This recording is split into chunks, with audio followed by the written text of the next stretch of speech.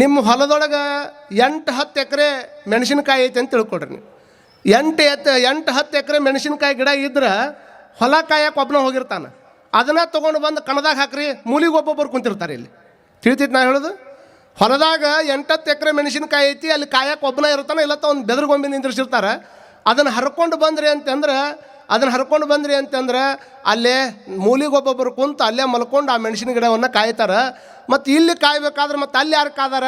ಅಲ್ಲಿ ಸೀಮಿ ದೇವ್ರು ಅಂತ ಇರ್ತಿದ್ವು. ನಮ್ಮ ಸೀಮಿ ದೇವ್ರು ಅಂತೇಳಿ ವರ್ಷಕ್ಕೊಮ್ಮೆ ಮಾಡ್ತಿದ್ರು. ಆ ಸೀಮಿ ದೇವ್ರಿಗೆ ವರ್ಷಕ್ಕೊಮ್ಮೆ ಪೂಜೆ ಮಾಡಿ ನಮ್ಮ ಹೊಲದಾಗ ನಾವು ಹೋಗಿ ಏನೋ ಬಿತ್ತಿ ಬಂದು ಮನ್ಯಾಗ ಮಕ್ಕೊಂಡಿನವ, ಈ ಮನೆ ಒಳಗೆ ಬಿತ್ತಿರ್ತಕ್ಕಂಥ ಈ ಫಸಲು ನನ್ನ ಮನೆಗೆ ಬಂದು ಮುಟ್ಟೋ ಮಟ್ಟ ಜವಾಬ್ದಾರಿ ಯಾರಂದ್ರೆ ಸೀಮಿ ದೇವಿ ನಿನ್ನ ಮೇಲೆ ಐತವ ಅಂತ ತಿಳ್ಕೊಂಡು ಅವ್ರ ಮೇಲೆ ನಂಬಿಕೆ ಇಟ್ಟು ರೈತರೆಲ್ಲ ಮನೆಗೆ ಬರ್ತಿದ್ರು. ಹಾಗಾಗಿ ಅವನು ಕಾಯ್ತಿದ್ವು ಅನ್ನುವಂಥದ್ದು ಭಾಳಷ್ಟು ಮಂದಿ ಹೇಳ್ತಾರೆ. ಇಲ್ಲಿ ಹೇಳಬೇಕಾಗಿರುವಂಥದ್ದು ಏನು ಅಂತಂದ್ರೆ, ನಾನು ಕೆಲವೊಂದಿಷ್ಟು ಮೂಢನಂಬಿಕೆಗಳದಾವ, ಕೆಲವೊಂದಿಷ್ಟು ಮೂಲನಂಬಿಕೆಗಳದಾವ. ಎಲ್ಲವೂ ಮೂಢನಂಬಿಕೆಗಳು ಅನ್ನೋಕ್ಕಾಗೋದಿಲ್ಲ, ಎಲ್ಲವೂ ಮೂಢನಂಬಿಕೆಗಳು ಅನ್ನೋಕ್ಕಾಗೋದಿಲ್ಲ. ಕೆಲವೊಂದಿಷ್ಟು ಮೂಢನಂಬಿಕೆಗಳು ನಮ್ಮ ಹಿಂದಿನ ಹಿರಿಯರು ಅದನ್ನು ಎಲ್ಲ ಉಳಿಸ್ಕೊಂಡು ಬಂದಾರೆ. ಇದನ್ನು ಯಾಕೆ ನಾವು ಒತ್ತಿ ಹೇಳಬೇಕಾಗಿದೆ ಅಂತಂದ್ರೆ, ಇವತ್ತಿನ ದಿನಮಾನದಲ್ಲಿ ಎಲ್ಲವನ್ನು ಬೇಡ ಅಂತ ತಿಳ್ಕೊಂಡು ನಾವು ಸರ್ಕೊಂತ ಹೊಂಟೀವಿ.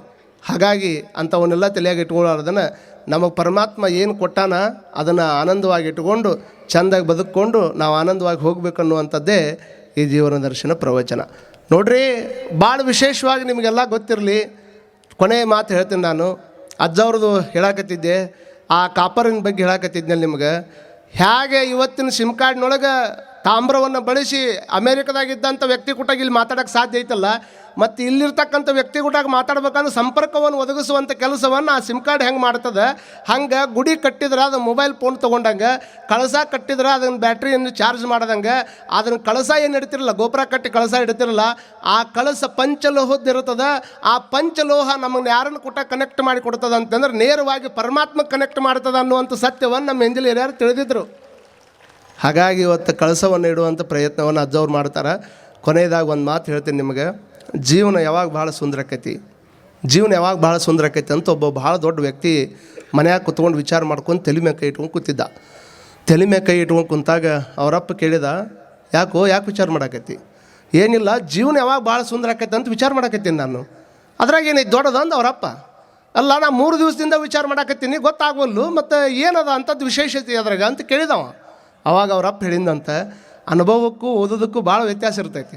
ಅವ ಹೇಳಿದ, ಏನು ಮಾಡಕ್ಕೆ ಹೋಗ್ಬೇಡಪ್ಪ, ಭಾಳ ಏನು ಯಾರ್ದು ತಲೆ ಕೆಡಿಸ್ಕೊಳಕ್ಕೆ ಹೋಗ್ಬೇಡ, ಯಾರನ್ನೂ ಕೇಳಕ್ಕೆ ಹೋಗ್ಬೇಡ. ಜೀವನ ಯಾವಾಗ ಭಾಳ ಸುಂದರ ಆಕೈತಿ, ಯಾವಾಗ ಭಾಳ ಚಂದ ಆಕೈತಿ ಅಂತಂದ್ರೆ, ಒಂದು ಚಲೋ ಪೇಪರ್ ತೊಗೊಳಪ್ಪ. ಇದು ಚಲೋ ಪೇಪರ್ ತೊಗೊಂಡು ಇಲ್ಲಿ ಮಟ್ಟ ನಿನಗೆ ಎಷ್ಟು ಮಂದಿ ಕೊಟ್ಟಾರಲ್ಲ, ನೀ ಯಾರ್ಯಾರ ಕಡೆಯಿಂದ ಏನೇನು ಪಡ್ಕೊಂಡಿಯಲ್ಲ, ಒಂದು ಸಣ್ಣ ವಸ್ತುವಿನಿಂದ ಹಿಡ್ಕೊಂಡು ದೊಡ್ಡ ವಸ್ತುವಿನ ಮಟ್ಟ ಒಂದು ಕಡೆ ಬರೀಯಪ್ಪ, ಒಂದು ಕಡೆ ಬರೀ. ಇಸ್ಕೊಂಡಿದ್ದು ಬರ್ಕೊಂಡ ಮೇಲೆ ಇನ್ನೊಂದು ಪೇಜ್ ತಗೋ, ಇನ್ನೊಂದು ಹಾಳಿ ತಗೋ. ಇಲ್ಲಿ ಮಟ್ಟ ನೀನು ಎಷ್ಟು ಮಂದಿಗೆ ಕೊಟ್ಟಿಯಲ್ಲ ಅದನ್ನು ಒಂದು ಕಡೆ ಬರ್ಕೋ.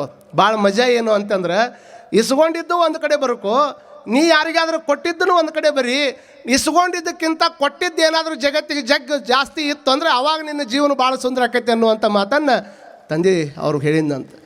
ಇಸ್ಕೊಂಡಿದ್ದಕ್ಕಿಂತ ಪಡ್ಕೊಂಡಿದ್ದಕ್ಕಿಂತ ಹೆಚ್ಚು ಕೊಟ್ಟಿದ್ದಿರ್ಬೇಕಲ್ಲ. ಭಗವಂತ ಇಷ್ಟೆಲ್ಲ ಕೊಟ್ಟಾನ, ಏನು ಕೊಟ್ಟಿಲ್ಲ ಅನ್ನೋಂಗೆ ಮರ್ತಾನ. ಇದನ್ನೆಲ್ಲದಕ್ಕಿಂತ ಕೊಟ್ಟು ನಮಗೆ ಚಲೋ ಆಯುಷ್ಯವನ್ನು ಕೊಟ್ಟಾನ. ಅದನ್ನು ಹೇಳ್ತಾರೆ, ಏನು ಅಕ್ಕ ಮಹಾದೇವಿ ತಾಯಿ, ಆಯುಷ್ಯವೆಂಬ ರಾಶಿ, ಆಯುಷ್ಯವೆಂಬ ಕೊಳಗದಲ್ಲಿ ಎಷ್ಟು ಚಲೋ, ಉದಯಾಸ್ತ ಮಾನವೆಂಬ ಕೊಳಗದಲ್ಲಿ ಆಯುಷ್ಯವೆಂಬ ರಾಶಿ ಕಳೆದು ತೀರಿ ಹೋಗದ ಮುನ್ನ ಶಿವನ ನೆನೆಯಿರೋ ಈ ಜನ್ಮ ಬಳಿಕಿಲ್ಲ. ಮತ್ತೊಮ್ಮೆ ಬರ್ತೈತಿ ಇಲ್ಲ, ಬರೋಕ್ಕೆ ಸಾಧ್ಯ ಇಲ್ಲ. ಎಷ್ಟು ಅದ್ಭುತ ಐತಿ ಶರೀರ. ಇದನ್ನು ಭಾಳ ಟೈಮ್ ಪಾಸ್ ಮಾಡ್ಕೊಂಡು ಕಳಿಯೋಂಗಿಲ್ಲ. ಈ ಶರೀರವನ್ನು ಕೊಟ್ಟಾನ, ಅದರೊಳಗೆ ಉದಯಾಸ್ತಮಾನ ಅಂತಂದ್ರೆ ಈಗ ಹಗಲಿ ಹೋಗ್ಯದ, ರಾತ್ರಿ ಆಗ್ಯದ, ರಾತ್ರಿ ಹೋಗ್ತದ, ಮುಂಜಾನೆ ಹಗಲಿ ಬರ್ತದ. ಈ ಆಯುಷ್ಯ ಅನ್ನುವಂಥ ರಾಶಿ ಹೇಗಾದ್ರೆ ರಾಶಿಯನ್ನು ಅಳದು ಕೊಡ್ತಾರೆ, ಹಂಗೆ ನಮ್ಮ ಆಯುಷ್ಯ ಅನ್ನುವಂಥ ರಾಶಿಯನ್ನು ಅಳದು ಇದು ನಮ್ಮ ಸಾವಿನ ಸಮೀಪಕ್ಕೆ ಒಯ್ಯಾಕತ್ತದ. ಇದು ಹೋಗಿ ಅದನ್ನು ಮುಟ್ಟೋದ್ರೊಳಗನ ಇದನ್ನು ಕೊಟ್ಟ ಅರ್ಧ ತೊಲಿ ಉಂಗುರ ಹಾಕಿಂದಂದ್ರೆ ಊರು ತುಂಬ ಮಂದಿ ಮುಂದೆ ತೋರಿಸ್ತಾರೆ. ಮಂದಿ ನಮ್ಮ ಮಾವು ಉಂಗುರ ಹಾಕ್ಯಾನ್ರಿ, ನಮ್ಮ ಮಾವು ಕೊಟ್ಟಿದ್ರು ಇದು. ಇನ್ನು ಕೆಲವು ಮಂದಿ ಕೊಳ್ಳ ಚೈನ ಅದನ್ನು ಕೊಳ್ಳ ಪಟ್ಟಿ ಮೇಲೆ ಹಾಕ್ಕೊಂಡು ನಮ್ಮ ಮಾವು ಕೊಟ್ಟಿದ್ದದು ಅಂತ ಹೇಳ್ಕೊಂತ ಅಡ್ಡಾಡ್ತಾರೆ. ಇನ್ನು ಕೆಲವು ಮಂದಿ ನಾವೆಲ್ಲ ಇಟ್ಟು ತೊಗೊಂಡಿವ್ರಿ, ಉಣ್ಣು ತಾಟನ ಅಕ್ಕಿನ ತಂದಾಳ, ಮಲಗು ಕಾಟನ ಅಕ್ಕಿನ ತಂದಾಳ ಅಂತ ಹೇಳೋ ಮಂದಿ ಐತಿ. ಉಣ್ಣು ತಾಟಕ್ಕಿಂದು ಮಲಗು ಕಾಟಕ್ಕಿಂದು ಅದನ್ನೆಲ್ಲ ತೊಗೊಂಡು ಬಂದು ಮತ್ತೆ ಮಾವಂದು ಅಂತ ತಿಳ್ಕೊಂಡು ಚೈನಾ ಹರ್ಕೊಂಡು ಅಡ್ಡಾಡ್ಕೊಂಡ್ರೆ ಏನು ಅರ್ಥ? ಅದಕ್ಕೆ ಅರ್ಥನೇ ಇಲ್ಲ. ವಿಚಾರ ಮಾಡ್ಕೊಳ್ರಿ, ಅರ್ಧ ತೊಲಿ ಉಂಗುರ ಕೊಟ್ಟರೆ ಊರ ಮಂದಿ ಮುಂದೆಲ್ಲ ಹೇಳ್ಬೇಕು ಅನ್ನೋದು ಗೊತ್ತೈತೆ. ಅಂದರೆ ಉಂಗುರ ಹಾಕ್ಕೊಳ್ಳುವಂಥ ಕೈ ಕೊಟ್ಟಾನಲ್ಲ ಭಗವಂತ, ಅವನ್ನ ಎಷ್ಟು ನೆನೆಸ್ಬೇಕನ್ನುವಂಥದ್ದನ್ನು ನಾವೆಲ್ಲರೂ ಅರ್ಥ ಮಾಡ್ಕೋಬೇಕು. ಮೂಗು ಕೊಟ್ಟವನ್ನು ಬಿಟ್ಟು ಬರೀ ಮುಗ್ದಿ ಕೊಟ್ಟವನ್ನು ನೆನೆಸ್ಕೊಂತ ಹೊಂಟ್ರೆ, ಸೃಷ್ಟಿ ಒಳಗಿರುವಂಥ ವಸ್ತ್ರವನ್ನು ಹೊಗಳ್ಕೊಂತ ಬರೀ ಸೃಷ್ಟಿಕರ್ತನನ್ನು ಮರೆತ್ಕೊಂಡು ಕುಂತುಬಿಟ್ರೆ ಏನೂ ಉಪಯೋಗ ಆಗೋದಿಲ್ಲ. ಹಾಗಾಗಿ ಪರಮಾತ್ಮನನ್ನು ನಾವು ಅವಾಗವಾಗ ನೆನೆಸ್ತಿರ್ಬೇಕು. ಅವ ಉತ್ತಮವಾದಂಥ ಶರೀರ ಕೊಟ್ಟಾನ. ಶರೀರವನ್ನು ಬಳಕೆ ಮಾಡ್ಕೊಳ್ಳೋದಕ್ಕೆ ಹೇಗೆ ನೀವು ರೊಕ್ಕ ಕೊಟ್ಟು ಸಾಮಾನು ಖರೀದಿ ಮಾಡ್ಕೊಂಬರ್ತೀರಿ, ಹಂಗೆ ಆಯುಷ್ಯ ಅನ್ನುವಂಥ ರೊಕ್ಕ ಕೊಟ್ಟಾನ. ಈ ರೊಕ್ಕ ಖರೀದಿ ಮಾಡ್ಕೊಂಡು ಚಲೋ ಮಟೀರಿಯಲ್ ಒಯ್ಬೇಕೇ ಹೊರತಾಗಿ ಮತ್ತು ರೊಕ್ಕ ಕೊಟ್ಟಾನಂತ ತಿಳ್ಕೊಂಡು ಹೆಂಗೆ ಬೇಕಾದಂಗೆ ಖರ್ಚು ಮಾಡ್ಕೊಂಡು ಖಾಲಿ ಚೀಲ ತೊಗೊಂಡು ಮನೆ ಮ್ಯಾಗ ಹೋಗಿಬಿಟ್ರೆ ಮನೆಯಾಗಿನ ಮಂದಿ ಏನಂತಾರೆ, ನಿನ್ನ ಕೈಯಾಗ ರೊಕ್ಕ ಕೊಟ್ಟಿದ್ದೆ ಸರಿಯಾಗಿ ಉಪಯೋಗ ಮಾಡ್ಕೊಳ್ಳಾರ್ದನ ಅದನ್ನು ತೊಗೊಂಡು ಹೋಗಿ ಏನೇನೋ ಮಾಡ್ಕೊಂಡು ಬಂದಿಲ್ಲ ಅಂತ ಅವ್ರು ಹೆಂಗೆ ನಮಗೆ ಅಂತಾರೆ. ಪರಮಾತ್ಮನು ಅಂತಾನೆ, ಚಲೋ ಶರೀರ ಕೊಟ್ಟೀನಿ, ಅದರೊಳಗೆ ಭಾಳ ಚಲೋ ಕಿಮ್ಮತ್ತಿನ ಆಯುಷ್ಯ ಕೊಟ್ಟೀನಿ, ಅದನ್ನು ಬಳಕೆ ಮಾಡ್ಕೊಂಡು 4 ಮಂದಿ ಪ್ರೀತಿ ಮಾಡ್ಕೊಂಡು ಪುಣ್ಯ ಅನ್ನುವಂಥ ಸಂತಿ ಮಾಡ್ಕೊಂಬರಕ್ಕೆ ನಮ್ಮನ್ನು ಕಳಿಸಾನೆ ಹೊರತಾಗಿ 4 ಮಂದಿ ಕೂಟಾಗ ಗೊದ್ದಾಡಿ ಇದ್ದು ಮಂದಿದೆಲ್ಲ ವ್ಯವಸ್ಥೆ ಕಡಿದಾಡಿ. ಯಾಕಂತಂದ್ರೆ ಭಾಳ ಮಂದಿ ಸಮಸ್ಯೆ ಏನು ಅಂತಂದ್ರೆ ನಮ್ಮ ಜಗತ್ತಿನೊಳಗೆ ಇಷ್ಟ ತಿಳ್ಕೊಬೇಕ್ರಮ್ಮ, ಇಲ್ಲಿ ಕುಂತಿರ್ತಕ್ಕಂಥವ್ರು ಏನು ಕೊನೆಯದಾಗಿ ಅಜ್ಜಾರು ಹೇಳ್ಯಾರ ಅಂತಂದ್ರೆ, ಎಷ್ಟರ ಇರಲಿ ಏನಾರೇ ಇರಲಿ ಭಾಳ ಮಂದಿ ಭಾಳ ಥರದ ಸಾಧನೆ ಮಾಡಿ ಹೋಗ್ಯಾರ. ನಮಗೆ 9 ಮಠ ಇಲ್ಲಿ ಕುಂದ್ರಾಕ ಆಗೋದಿಲ್ಲ.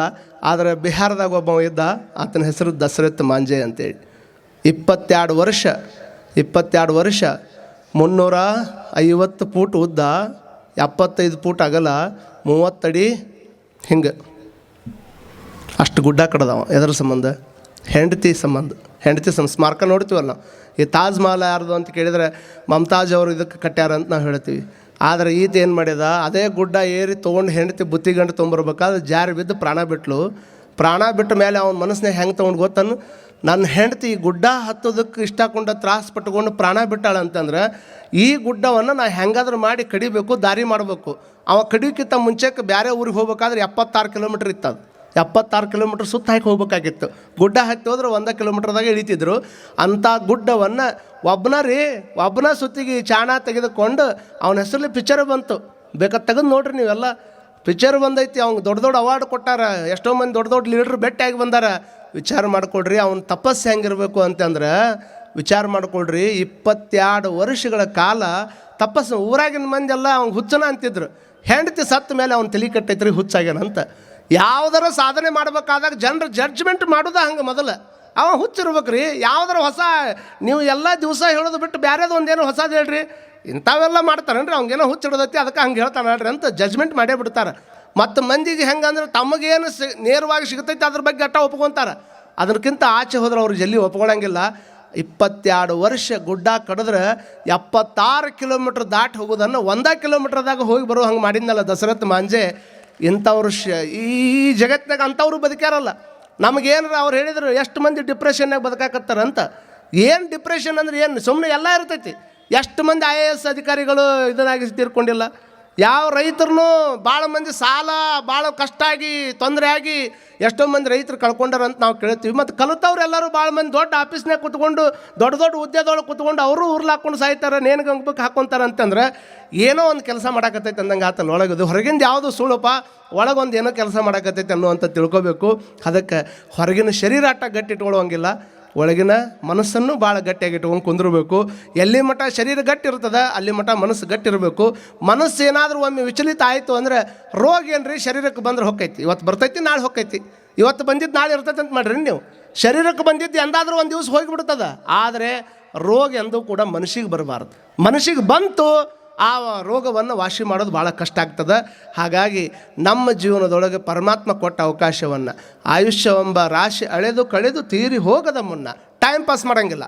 ಇಲ್ಲಿ ಬಿಜಾಪುರದಿಂದ ರೈಲ್ವೆ ಸ್ಟೇಷನ್ನಾಗಿ ಇಬ್ಬರು ಕುಡ್ಕೊಂಡು ಇದ್ರ ಬದ್ರ ಕುಂತಾಗ ನಮ್ಮ ಮಂದಿ ಎಲ್ಲಿ ಕುಂತರು ಮಾತಾಡೋರ, ಎಲ್ಲಿರ ಕುಂದ್ರಲಿ ಅವ್ರು ಹಂಗೆ ಯಾವ್ರಪ್ಪ ಅಂದವ, ನಂದು ಬಿಜಾಪುರ ಅಂದವ.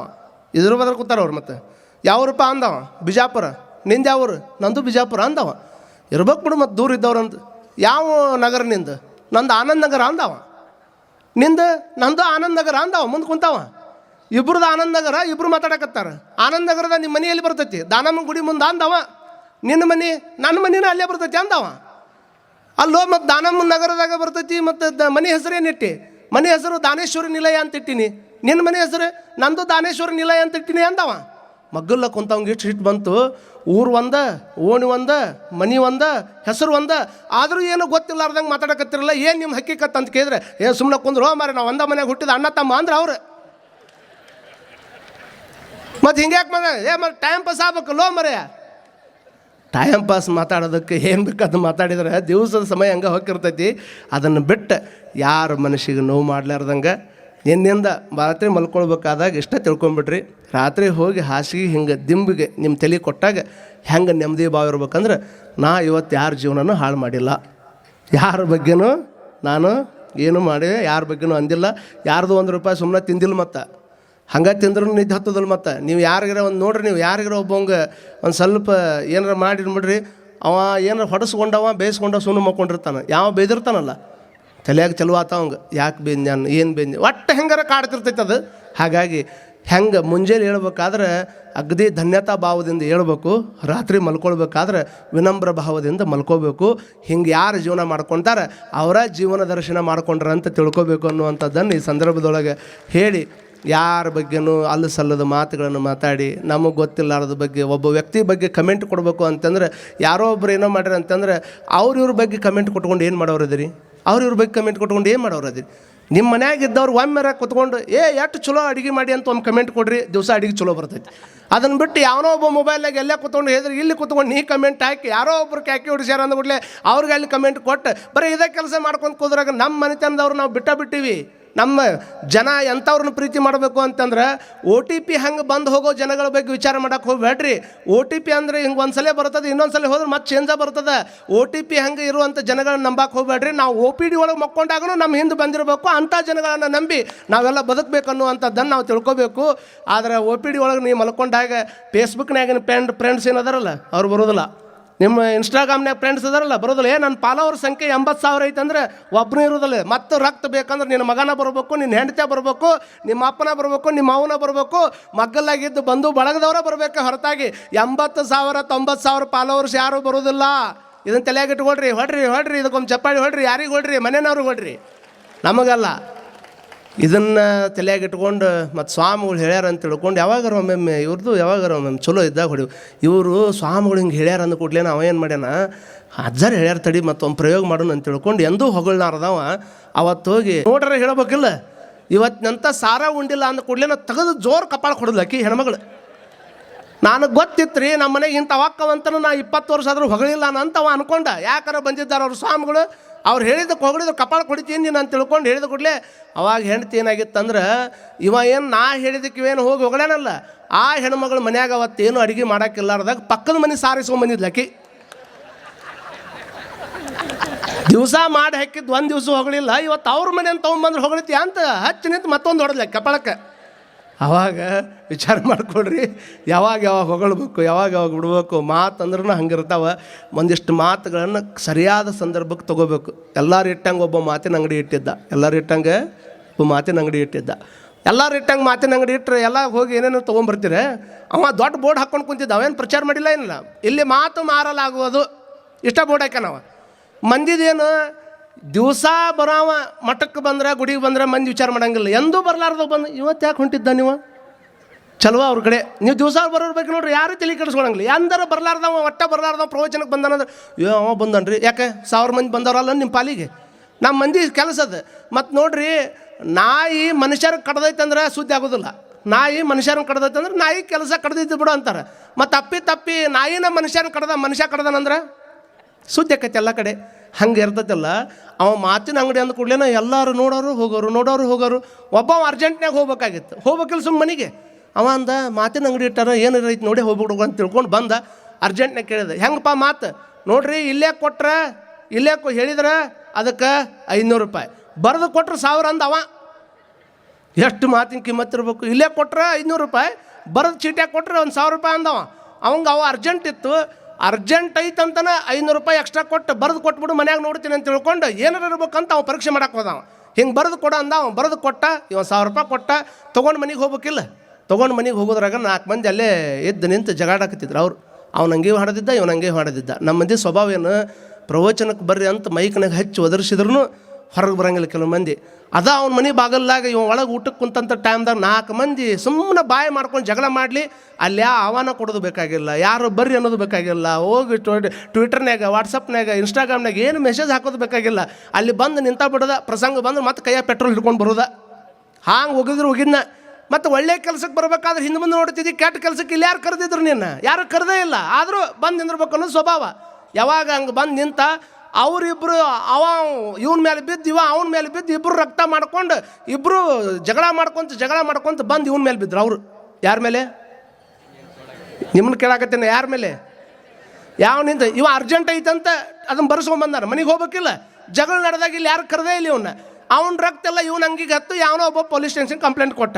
ಏನ್ರಿ ಹಾಡಾಗಲಿ ನಮ್ಮೂರ ಜಗಳಾಕತ್ತಾರ, ಎಲ್ಲಿದ್ರು ನೀವು ಪೊಲೀಸರು ಬಂದು ಕರ್ಕೊಂಡು ಹೋಗ್ರಿ ಅಂತ. ಇವ್ರು ಪೊಲೀಸ್ ಸ್ಟೇಷನ್ ಕಂಪ್ಲೇಂಟ್ ಕೊಟ್ಟರು ಅನ್ನೋದು ಅವ್ರಿಗೆ ಗೊತ್ತಾಗಿ ಜಗಳಾಡ್ದವ್ರು ಇಬ್ಬರು ಹೋಗಿದ್ರು, ಇವ ಅಲ್ಲೇ ನಿಂತಿದ್ದು ಪುಣ್ಯಾತ್ಮ. ಮತ್ತು ನೋಡಿದ್ರು ರಕ್ತ ಇವಂಗ ಹತ್ತಿದ್ರಲ್ಲ, ಅವ್ರು ಏನು ಮಾತಾಡಲಿಲ್ಲ, ಸುಮ್ಮನೆ ಬೇಡಿ ಹಾಕಿದ್ರು, ಕರ್ಕೊಂಡ್ರು, ಲಾಕಪ್ನಾಗ ಹಾಕಿದ್ರು. ತಡಿ ಒಂದು ಅರ್ಜೆಂಟ್ ಐತೆ ನಂದು ಹೋಗಿ ಬರ್ತೀನಿ ಅಂತ ತಿಳ್ಕೊಂಡು ಹೋಗ್ಬಿಟ್ಟಾವ. ಇವ ಲಾಕಪ್ನಾಗ ಕುಂತ್ನಲ್ಲ, ಚಲೋ ಆತಿ ಒಂದು ತಲೆಗೆ, ನಾ ಎದಕ್ಕೆ ಬಂದೆ, ನಾ ಬಂದಿದ್ದೆ ಅದಕ್ಕೆ, ಇಲ್ಲಿ ಆಗಿದ್ದೇನು, ಇದ್ಯಾಕೆ ಹೆಂಗೆ ಆಯ್ತು ಅಂತ ತಿಳ್ಕೊಂಡು ಅವ ತಲೆ ಆಯ್ತು. 1000 ರೂಪಾಯಿನೂ ಹೋತು, ಇಲ್ಲಿ ಬಂದು ಲಾಕಪ್ನಾಗೂ ಬಿದ್ದೀನಿ. ಅವ ಏನಾರ ಬರೆದು ಕೊಟ್ಟಿರ್ಬೇಕು ಮಾರಾಯ ಅಂತ ತಿಳ್ಕೊಂಡು ಅಲ್ಲಿ ನೋಡೋದು ಬಿಟ್ಟು ಜೈಲ್ನಾಗ ಕುತ್ಕೊಂಡು ತೆಗೆದು ನೋಡಿದ. ಅದರೊಳಗೆ ಅವ ಏನು ಬರೆದಿದ್ದ ಅಂದ್ರೆ, ಜಗಳ ನಡೆದಲ್ಲಿ ನಿಲ್ಲಬೇಡ ಅಂತ ಬರೆದಿದ್ದವ.